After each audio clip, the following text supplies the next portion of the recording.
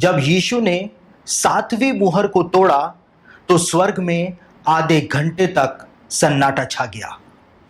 आज हम प्रकाशित वाक्य के 8वें अध्याय के ऊपर अपना ध्यान केंद्रित करने जा रहे हैं और आज हम इस बात को देखेंगे कि जब उन 7 स्वर्गदूतों के द्वारा 7 तुरहियों को फूंका जाता है तो पृथ्वी पर किस प्रकार की विपत्तियां डाली जाती हैं, भेजी जाती हैं, उन सब बातों के ऊपर आज हम चर्चा करेंगे।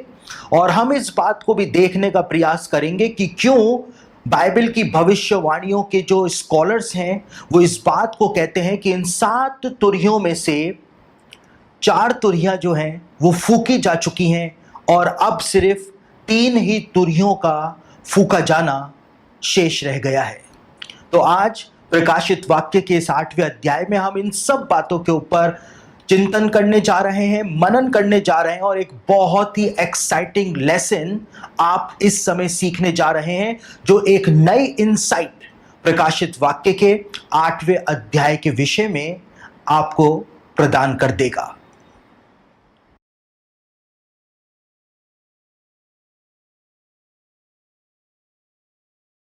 अब हम प्रकाशित वाक्य के 8वें अध्याय की व्याख्या को समझने जा रहे हैं और हम इस बात को समझने जा रहे हैं कि प्रकाशित वाक्य के 8वें अध्याय में यूहन्ना ने अंत के दिनों के बारे में आखिर क्या भविष्यवाणियां कंसील की थी, उनको छिपाया था। और प्रकाशित वाक्य का 8वां अध्याय हमको अंत के दिनों के बारे में क्या क्या बताता है। तो प्रकाशित वाक्य उसका 8 अध्याय और उसके पहले वचन से हम अपनी व्याख्या को प्रारंभ करते हैं। प्रकाशित वाक्य उसका 8 अध्याय उसके पहले वचन में लिखा हुआ है, जब उसने 7वीं मुहर खोली तो स्वर्ग में आधे घंटे तक सन्नाटा छा गया। प्रकाशित वाक्य उसका 8 अध्याय उसके पहले वचन के अंदर इस बात को यूहन्ना ने लिखा है कि जैसे ही यीशु मसीह के द्वारा स्वर्ग के अंदर उस स्क्रॉल की 7वीं मुहर को तोड़ा गया तो स्वर्ग में आधे घंटे तक सन्नाटा पसर गया था। बाइबल के जो स्कॉलर्स हैं या हम यूं कहें कि जो प्रोफेसी एक्सपर्ट्स हैं उनका ऐसा मानना रहा है कि यहाँ पर 7वीं मुहर जो है उसको एक विशेष स्थान यूहन्ना के द्वारा दिया गया है। और कई सारे प्रोफेसी स्कॉलर्स जो हैं उनका ऐसा मानना रहा है कि ये 7वीं मुहर के द्वारा यूहन्ना ने टाइमिंग बताने की कोशिश करी है कि कब प्रकाशित वाक्य के 8वें अध्याय की भविष्यवाणियां जो हैं वो पूरी होनी प्रारंभ हो जाएंगी। और प्रकाशित वाक्य के 8वें अध्याय के अंदर यूहन्ना जब इस बात को कहता है कि यीशु मसीह ने 7वीं मुहर को तोड़ा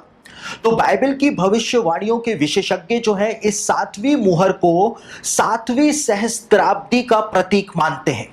और बाइबल के कई सारे प्रोफेसी एक्सपर्ट्स जो हैं वो इस बात को कहते हैं कि शायद यहां पर यूहन्ना जो था उसने मानव इतिहास की 7वीं सहस्त्राब्दी के बारे में एक संकेत प्रदान किया है कि जैसे ही मानव इतिहास की 7वीं सहस्त्राब्दी का आरंभ होगा तब से प्रकाशित वाक्य के 8वें अध्याय की भविष्यवाणियां जो हैं वो पूरी होनी प्रारंभ हो जाएंगी। और हो सकता है कि यहां पर यूहन्ना के द्वारा समय का ही संकेत जो है वो प्रदान किया गया हो, लेकिन ये सिर्फ प्रोफेसी स्कॉलर्स जो हैं उनके द्वारा प्रकट किए जाने वाला एक विचार है और हमको नहीं पता है कि वास्तव में यूहन्ना ने यहां पर क्या बताने का प्रयास किया था।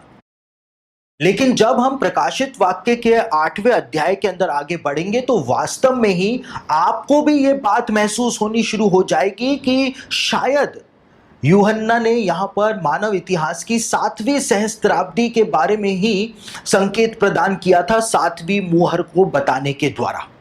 लेकिन यूहन्ना इसी वचन के अंदर एक और बहुत महत्वपूर्ण बात बताता है। यूहन्ना इस बात को कहता है कि जब यीशु मसीह ने स्वर्ग के अंदर उस मुहर को 7वीं मुहर को तोड़ा तो स्वर्ग में आधे घंटे तक सन्नाटा पसर गया था। देखिए यहां पर यूहन्ना जो था वो यहूदी ट्रेडिशन की बातें एक बार फिर से हमको बता रहा था और यूहन्ना यहां पर परमेश्वर के जो पर्व परमेश्वर ने इजराइलियों को प्रदान किए थे मूसा के द्वारा, उन पर्वों को अब प्रकाशित वाक्य के अंदर इंट्रोड्यूस कर रहा था। क्योंकि जो बात यूहन्ना ने यहां पर बताई है, यूहन्ना इस बात को कहता है कि जैसे ही यीशु ने 7वीं मुहर को तोड़ा तो स्वर्ग में आधे घंटे तक सन्नाटा छा गया। वास्तव में ये एक यहूदी ट्रेडिशन है, और जब भी यहूदी लोग तुरहियों का पर्व मनाते हैं आज भी, और तुरहियों के पर्व के दिन तुरहियां फूके जाने से पहले आराधनालयों में एक सन्नाटा पसर जाता है और यहूदी लोग खामोश हो जाते हैं और खामोशी से परमेश्वर से प्रार्थना करते रहते हैं। और इसी बात को यूहन्ना ने प्रकाशित वाक्य के अंदर बताया। उसी यहूदी ट्रेडिशन के बारे में यूहन्ना जो था वो यहां पे बता रहा था कि जब तुरहियां फूकी जानी शुरू होने वाली होती थी तुरहियों के पर्व के समय, तो लगभग थोड़ी देर के लिए, लगभग आधे घंटे के लिए एक सन्नाटा आराधनालयों के अंदर पसर जाया करता था। और उसी बात को यूहन्ना ने स्वर्ग का चित्रण प्रस्तुत करके यहां पर हमारे सामने वही तस्वीर जो है वो प्रस्तुत की है। दूसरी ओर यदि हम इस बात को समझें तो यूहन्ना प्रकाशित वाक्य के अंदर परमेश्वर के पर्वों को इंट्रोड्यूस कर रहा था। और यहां पर जब यूहन्ना ने तुरहियों के पर्व की एक ट्रेडिशन के बारे में बताया, तो यूहन्ना जो था वो इस बात को बताने का प्रयास कर रहा था कि परमेश्वर के जो 7 पर्व परमेश्वर ने इजरायलियों को मनाने की आज्ञा प्रदान करी थी, उनमें से 4 पर्व जो हैं वो यीशु के द्वारा पूरे किए जा चुके हैं 2000 साल पहले ही। उदाहरण के रूप में फसह के पर्व के दिन एक मेमना जो है वो परमेश्वर को फसह चढ़ाया जाता था। दूसरी ओर हम देखते हैं कि यीशु मसीह जो है वो फसह के मेमने के रूप में ही इस संसार के अंदर आया था, और फसह के पर्व के दिन ही यीशु ने अपना बलिदान क्रूस के ऊपर दिया था। यानी जितनी भी भविष्यवाणियां, जितने भी रिचुअल्स, जितने भी कस्टम फसह के पर्व के थे, वो सारे कस्टम, सारे रिचुअल्स जो थे वो यीशु मसीह ने क्रूस के ऊपर पूरे किए थे। उसके बाद यहूदी लोगों को अख़मीरी रोटी का पर्व मनाने की आज्ञा परमेश्वर ने प्रदान करी थी। और अख़मीरी रोटी का पर्व जो था वो यीशु मसीह को जब कब्र के अंदर रखा गया तो यीशु उस पर्व के सारे रिचुअल्स को पूरा कर रहा था। और फसह के पर्व से तीसरे दिन यहूदी लोग पहली उपज का पर्व मनाया करते थे, फीस्ट ऑफ फर्स्ट फ्रूट्स मनाया करते थे। और पहली उपज का पर्व जो होता था वो फसह के पर्व से तीसरे दिन मनाया जाता था। और हम इस बात को देखते हैं कि जिस प्रकार से फसह के पर्व से तीसरे दिन पहली उपज का पर्व मनाया जाता था, उसी प्रकार से यीशु मसीह जो था वो फसह के पर्व के दिन बलिदान हुआ था, और फसह के पर्व से तीसरे दिन पहली उपज के पर्व के दिन वो वापस से जिंदा होकर के बाहर आ गया था, कब्र में से बाहर आ गया था, और मरे हुओं में से जी उठने वालों में पहला फल जो था वो बन गया था। उसके बाद यहूदी इतिहास के अंदर परमेश्वर ने जो चौथा पर्व मनाने की आज्ञा प्रदान करी थी वो पेंतिकुस्त का पर्व मनाने की आज्ञा प्रदान करी थी। और पेंतिकुस्त के पर्व के दिन यहूदी इतिहास बताता है कि परमेश्वर ने सीने पर्वत पर उतर करके अपनी व्यवस्था जो थी वो मूसा को और इजरायलियों को प्रदान करी थी। और उसी प्रकार से हम देखते हैं कि जब पेंतिकुस्त का पर्व आया, जब यीशु स्वर्ग चला गया, और उसके बाद जो पेंतिकुस्त का पर्व आया, तब पवित्र आत्मा जो था, जिस प्रकार से परमेश्वर सीने पर्वत पर उतरा था, उसी प्रकार से पवित्र आत्मा जो था वो यरूशलेम के अंदर प्रेरितों के ऊपर उतर गया था। और जैसे परमेश्वर ने उतर करके व्यवस्था दी थी, पवित्र आत्मा ने उतर करके एक नई व्यवस्था जो थी वो अन्य जातियों के लिए और यहूदियों के लिए प्रदान कर दी थी, और यीशु की कलीसिया की स्थापना जो है वो हो गई थी। और इजरायलियों का जो 5वां पर्व परमेश्वर ने उनको मनाने की आज्ञा दी थी, वो 5वां पर्व था तुरहियों का पर्व। और तुरहियों का पर्व, और उसके बाद 6वां पर्व था प्रायश्चित का दिन, और उसके बाद 7वां पर्व जो परमेश्वर ने कहा था वो था तंबुओं का पर्व। और यूहन्ना यहां पर जब इस बात को बताता है कि स्वर्ग में आधे घंटे तक सन्नाटा छा गया, तो ये तुरहियों के पर्व का एक रिचुअल हुआ करता था कि यहूदी लोग थोड़ी देर के लिए आराधनालयों के अंदर शांत हो जाया करते थे, मंदिर में खामोश हो जाया करते थे, और मन ही मन परमेश्वर से प्रार्थना किया करते थे, और उसके बाद तुरहियां फूकी जाती थी। यानी यूहन्ना यहां पर इस बात का संकेत हमको प्रदान कर रहा था कि 4 पर्व यीशु के द्वारा पूरे किए जा चुके हैं, लेकिन अब 5वां, 6वां और 7वां पर्व जो है उसकी सारे रिचुअल्स को, सारे कस्टम्स को पूरा कर देने का समय आ गया है। और शुरुआत जो है वो तुरहियों के पर्व से हो चुकी है कि अब तुरहियां फूकी जानी है, इसलिए आधे घंटे का सन्नाटा स्वर्ग के अंदर अब पसर गया है। यहां पर यूहन्ना इसी बात को प्रकट कर रहा था। तो हम एक बार फिर से इस बात को देखते हैं कि जब तक हम यहूदी ट्रेडिशन को और यहूदी कल्चर को नहीं समझेंगे तब तक हम कभी भी प्रकाशित वाक्य में दी गई भविष्यवाणियों को और भविष्यवाणियों के पैटर्न को नहीं समझ पाएंगे। आगे यूहन्ना लिखता है, फिर एक और स्वर्गदूत सोने का धूपदान लिए हुए आया और वेदी के निकट खड़ा हुआ और उसको बहुत धूप दिया गया कि सब पवित्र लोगों की प्रार्थनाओं के साथ सोने की उस वेदी पर जो सिंहासन के सामने है चढ़ाए। उस धूप का धुआं पवित्र लोगों की प्रार्थनाओं सहित स्वर्गदूत के हाथ से परमेश्वर के सामने पहुंच गया।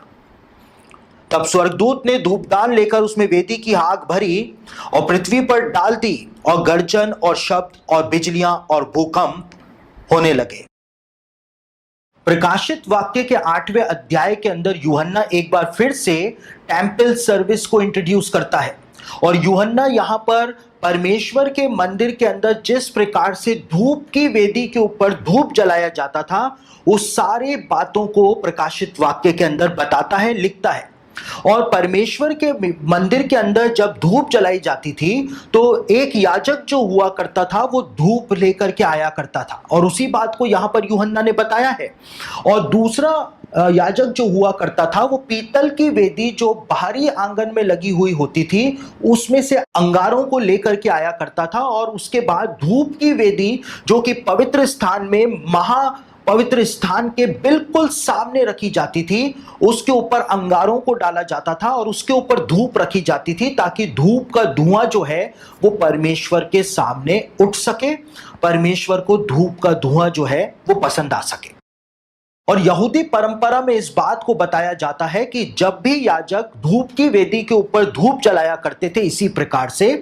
तो धूप की वेदी पे जलाए जाने वाला धूप का धुआं जब धूप की वेदी पर से उठता था तो वो हमेशा सीधा ऊपर की ओर ही जाया करता था, वो दाहिने या बाईं ओर नहीं जाया करता था। चाहे बाहर आंधी तूफान आया हुआ हो लेकिन धूप का धुआं जो होता था वो हमेशा ऊपर ही जाया करता था। और जैसे ही याजक लोग धूप जलाया करते थे तो मंदिर के अंदर जितने भी लोग उपस्थित हुआ करते थे वो सब के सब मुंह के बल गिर करके प्रार्थना करने लग जाया करते थे, परमेश्वर से मन ही मन प्रार्थना करते थे, क्योंकि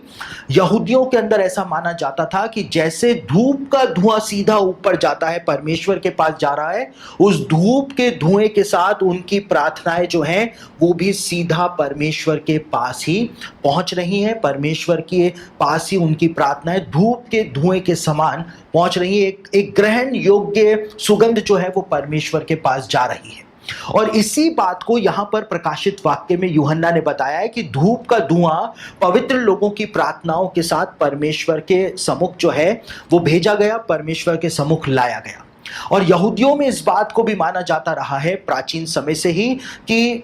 धर्मी लोगों की प्रार्थनाएं जो परमेश्वर के पास जाती हैं वो पृथ्वी के ऊपर दंड का कारण भी बन के आती हैं, क्योंकि जो दुष्ट लोग पृथ्वी के ऊपर हैं उनके ऊपर दंड परमेश्वर इसलिए भेजता है क्योंकि धर्मियों की प्रार्थनाएं जो हैं उसके सम्मुख जाकर के निवेदन करती हैं और वही प्रार्थनाएं दंड बन करके पृथ्वी वासियों के ऊपर लौटती हैं। और इसी बात को यूहन्ना ने यहां पर बताया है 5वें वचन में कि जब वो धूप का धुआं परमेश्वर के पास पहुंचा पवित्र लोगों की प्रार्थनाओं के साथ मिल करके,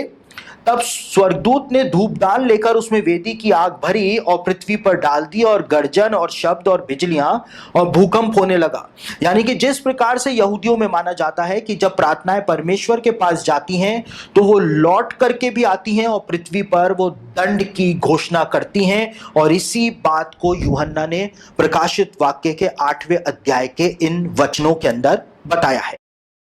दूसरी ओर यहां पर हम एक और पहलू को देख सकते हैं कि ऐसा लगता है कि परमेश्वर के सम्मुख प्रार्थनाएं पेश करके, प्रार्थनाओं को प्रस्तुत करके शायद परमेश्वर से पृथ्वी पर दंड भेजने की परमिशन जो है वो मांगी जा रही है। जिस प्रकार से जब हम किसी बड़े अधिकारी को प्रार्थना पत्र लिख करके किसी बात की अनुमति मांगते हैं, उसी प्रकार की अनुमति जो है यहाँ पर परमेश्वर से मांगने की बात जो है वो हमको समझ में आती है। और जैसे ही परमेश्वर अनुमति दे देता है वैसे ही पृथ्वी के ऊपर दंड आने जो हैं वो शुरू हो जाते हैं। और उसके बाद से वो 7 स्वर्गदूत जो हैं, यानी कि वो 7 मनुष्य जो परमेश्वर के सामने खड़े रहते हैं, वो एक एक करके तुरहियां फूकनी शुरू कर देते हैं। और यूहन्ना उन तुरहियों के फूके जाने का वर्णन आगे करता है।